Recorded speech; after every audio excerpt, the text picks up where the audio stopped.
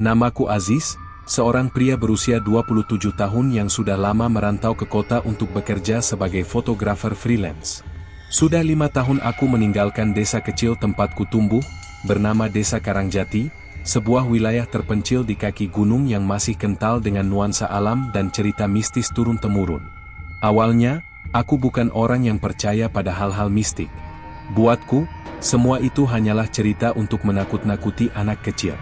Tapi semua itu berubah saat aku pulang kampung, dan mengalami sesuatu yang tidak bisa dijelaskan oleh logika manusia.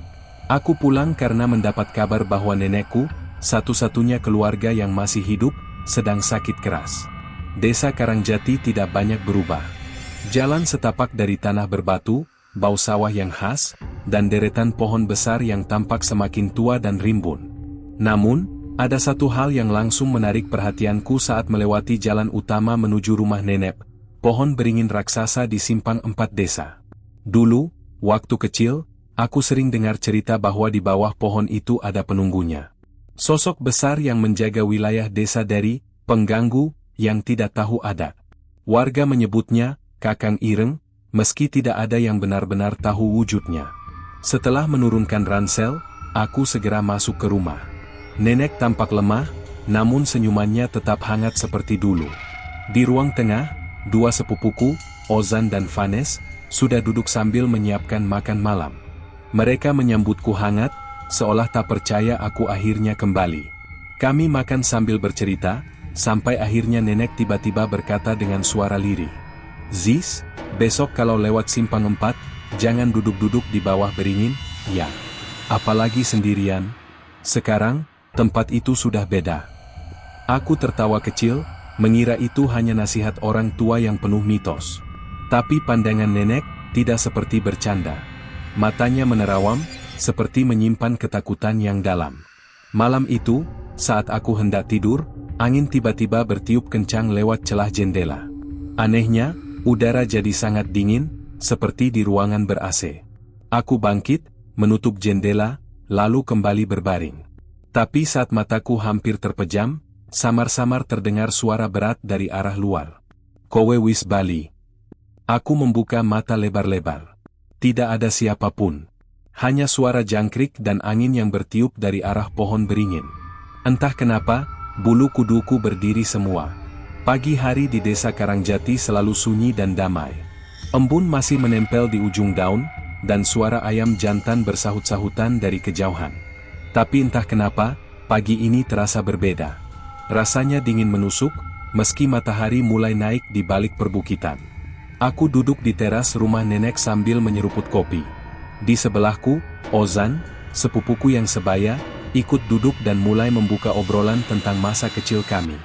"Kau masih ingat kejadian waktu kita main petak umpet di dekat beringin itu? Yang tiba-tiba Vanes nangis kejer dan bilang lihat, embah-embah hitam, berdiri di batang pohon?" Aku sempat terdiam. Ada potongan ingatan yang samar, seperti kilasan cepat, Vanes yang menjerit dan wajahnya pucat ketakutan, tapi aku waktu itu hanya tertawa. Kupercaya dia cuma mengada-ada. Kupikir dia cuma takut sama gelap, Zan. Enggak, Ziz. Vanes itu sampai sekarang masih nggak mau lewat simpang 4 sendirian. Dia pernah kesurupan 2 tahun lalu, gara-gara lewat sana waktu maghrib. Aku menatap Ozan, mencoba mencari tanda bahwa dia sedang bercanda. Tapi wajahnya datar dan serius. Bahkan ia menambahkan, ada warga yang hilang sehari semalam setelah ketiduran di bawah pohon beringin itu. Ditemukan pagi harinya dengan mata melotot dan mulut menggumam tidak karuan, seperti orang linglung. Katanya, pohon itu dijaga makhluk yang gak suka dilihat manusia. Kalau ada yang lengah, duduk-duduk, ngelamun, bisa diambil sebentar. Aku meneguk sisa kopi, mencoba menepis perasaan tidak nyaman yang mulai tumbuh di dada. Menjelang sore, aku pergi ke warung di ujung desa untuk membeli beberapa barang. Jalan yang kulalui memaksa melewati simpang 4 dan pohon beringin besar itu. Aku memperlambat langkah. Pohon itu berdiri kokoh, akarnya mencuat ke permukaan, dan daunnya yang rimbun membuat area di bawahnya selalu teduh, meski sekarang teduhnya terasa dingin dan suram. Di pangkal pohon, ada batu datar seperti tempat duduk alami. Dan tanpa berpikir panjang, Aku duduk sebentar. Sekadar istirahat. Tanpa sadar, aku melamun. Angin berembus lembut. Suara burung berhenti. Sunyi.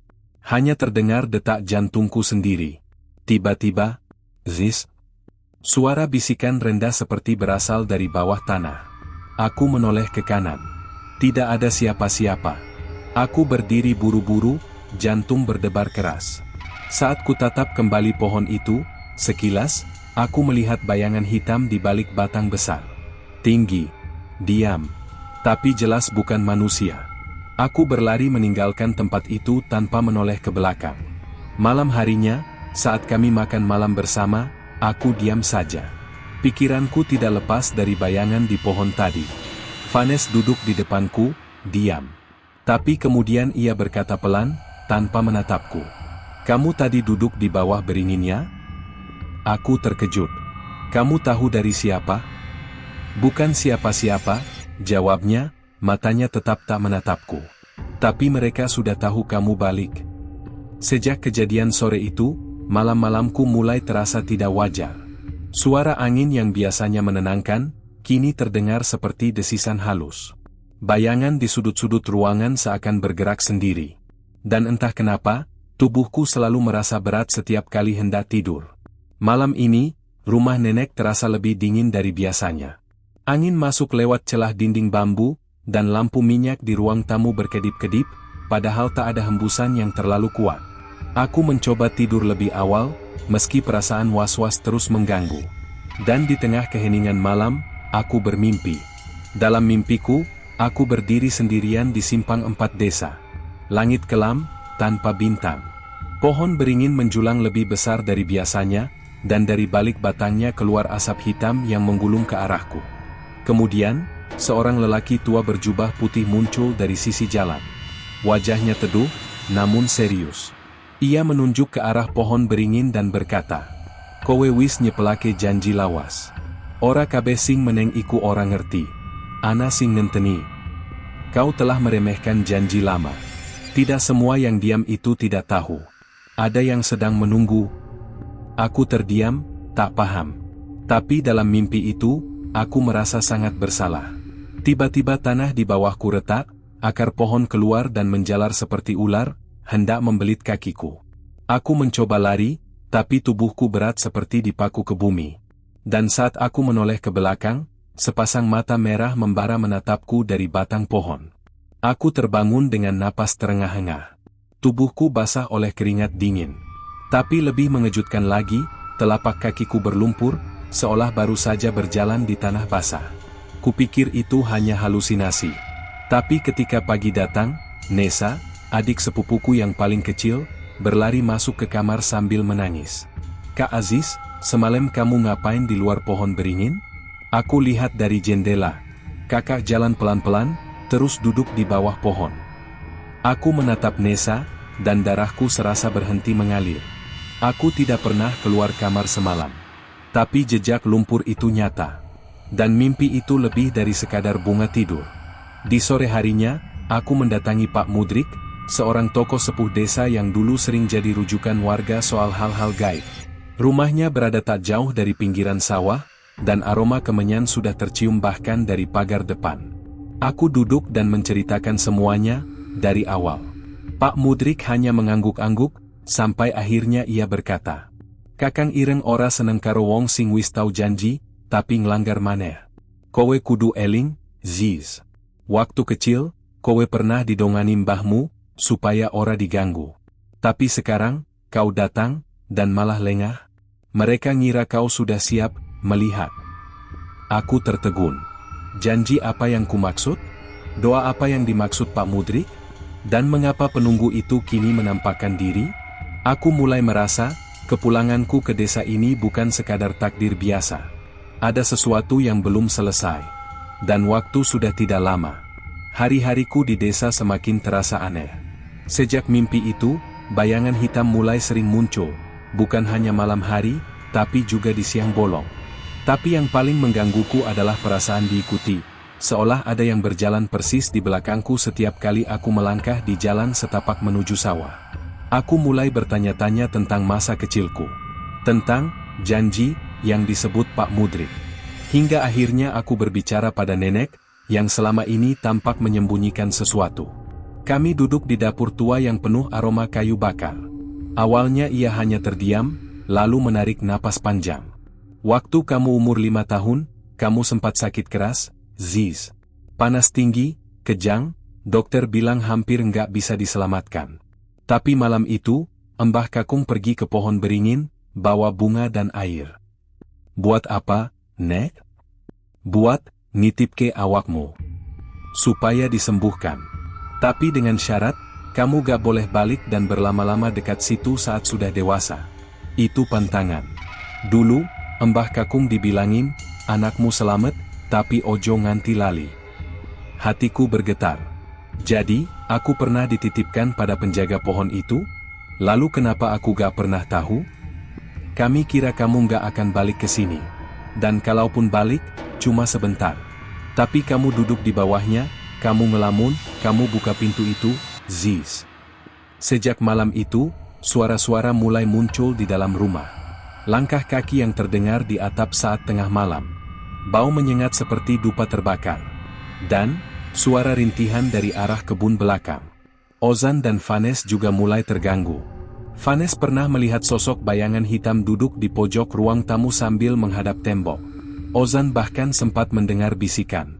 Wis wayahe, bali kene. Sampai akhirnya, gangguan itu mencapai puncaknya.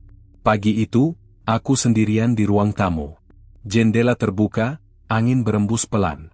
Aku sedang membaca Al-Quran pelan-pelan untuk menenangkan hati, saat tiba-tiba suasana jadi hening. Tidak ada suara burung. Tidak ada suara apapun.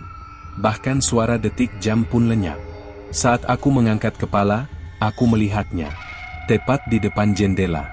Sosok tinggi hitam, tubuhnya besar, matanya merah membara. Wajahnya samar, tapi jelas bukan manusia. Ia hanya berdiri, menatapku. Tak bergerak, namun auranya menyelimuti seluruh tubuhku dengan dingin yang menakutkan. Aku ingin berteriak, tapi mulutku terkunci. Aku ingin berlari, tapi tubuhku membeku. Lalu tiba-tiba sosok itu menghilang secepat kedipan mata. Dan detik itu juga, aku mendengar suara dari arah belakang rumah. Kowe wis kelingan, saiki waktumu untuk pilihan. Kau sudah diingatkan, sekarang waktumu memilih. Aku terduduk lemas. Air mata keluar tanpa sadar. Ini bukan lagi soal mitos. Ini tentang janji lama, dan pertaruhan antara ruh dan tubuh. Pagi itu, aku bertekad menyelesaikan semua. Aku tak bisa lagi pura-pura tak tahu, apalagi setelah gangguan yang kualami semakin nyata dan membahayakan. Tubuhku makin lemas, sering mimisan tanpa sebab, dan malam-malamku berubah jadi teror sunyi. Bahkan Vanes sempat kesurupan, menyebut namaku berkali-kali sambil tertawa dengan suara bukan miliknya.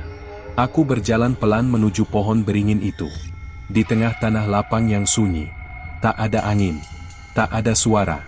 Hanya aku dan pohon tua dengan akar-akar yang menjulur ke tanah seperti tangan yang siap menyambut siapa saja. Aku berdiri di hadapannya. Lalu dengan lantang aku bicara. Aku Aziz. Anak dari cucu yang dulu dititipkan. Kalau aku punya janji yang belum kutepati, tunjukkan. Tapi jangan ganggu keluargaku. Ganggu aku saja. Tiba-tiba, dedaunan berguncang kencang, padahal tak ada angin. Udara terasa berat. Dan dari balik pohon, sosok itu muncul. Hitam, tinggi, matanya merah, dengan wajah yang seolah berubah-ubah. Kadang seperti manusia tua, kadang seperti binatang, kadang seperti aku sendiri. Kowe wis bali, kowe wis nyelaki lektumu.